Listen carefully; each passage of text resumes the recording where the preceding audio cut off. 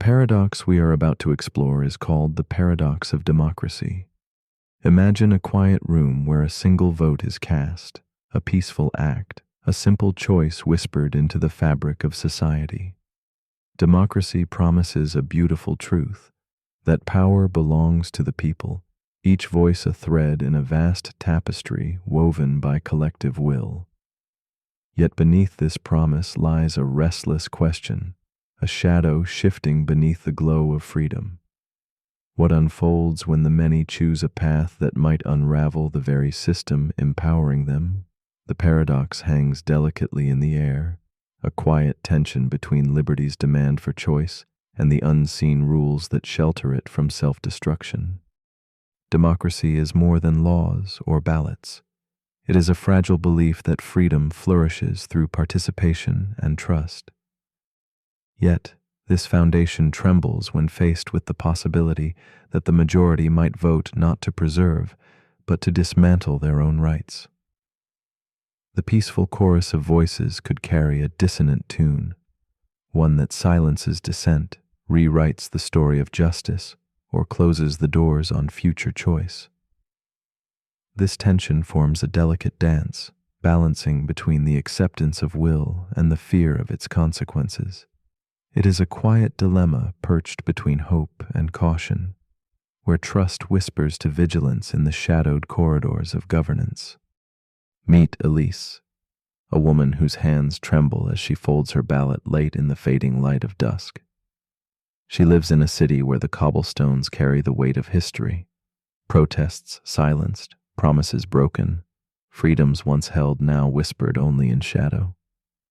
In the quiet of her small room, beneath the soft glow of a candle, Elise feels the paradox pressing like a silent specter. She wonders if her vote can shape the future, or if it is a whispered beginning of a silence yet to come. Her breath lingers heavy, caught between hope for change and the fear of losing what she barely understands can be lost.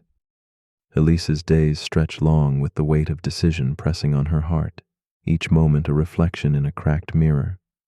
Her community gathers in muted conversation, eyes dull with worry, voices cautious with words unspoken. She walks through streets where shadows play tricks, where laughter is a brittle sound beneath ominous skies. The paradox does not live in laws alone, but settles deep in people's souls, weaving doubt and determination into a fragile fabric.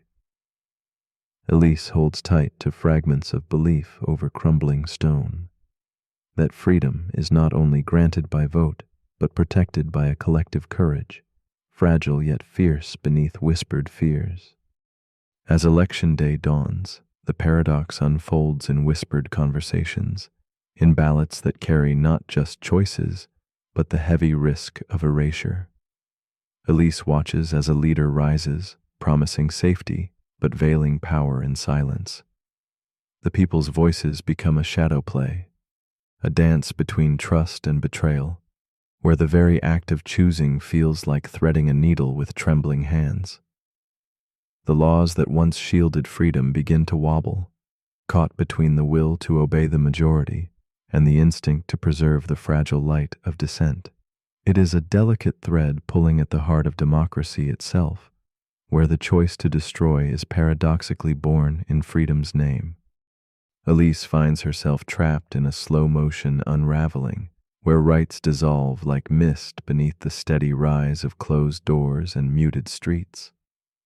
The paradox tightens around her like chilled hands, warning of a future where freedom's flame might be snuffed out not by force, but by consent.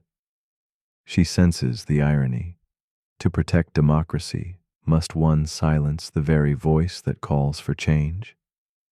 Each night fractures her reflection, a question echoed in her sleep. Is denying the majority's will a betrayal of democracy's soul, or is surrendering to that will a final, quiet extinction of liberty's last breath? Then, in a moment suspended between waking and dreaming, Elise glimpses a different light. She feels the paradox shift, not as an enemy, but a silent guardian guarding a sacred balance.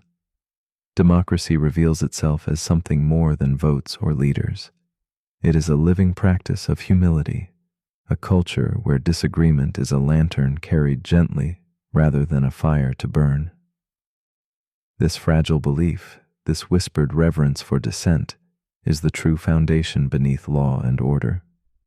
Elise senses that protecting freedom might sometimes demand a quiet refusal, a delicate boundary etched not to punish, but to preserve the breath of many voices still to come. In the stillness of dawn, Elise's resolve softens into an open contemplation. She sees the paradox as a delicate mirror reflecting the tangled dance of trust and fear, liberty and restraint. What if democracy's strength lies not in unbounded choice, but in the wisdom to guard the roots from which freedom springs? Listening deeply, she hears the echo of many voices within herself, voices urging patience, caution, and courage in equal breath.